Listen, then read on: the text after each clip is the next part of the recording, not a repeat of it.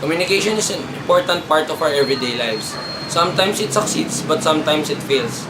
There was this one time that my mother asked me to buy something in the store because she was doing house chores. She's in the living room and I was in the bedroom. She shouted and did not notice that I did not hear her because I was sleeping.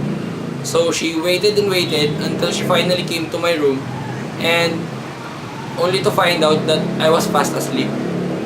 So our communication failed. There are many reasons why communication fails. In our example, we failed because the communication process wasn't correctly done. Although my mother sent the message, I did not receive it and she did not wait for my response as a confirmation that I received her message.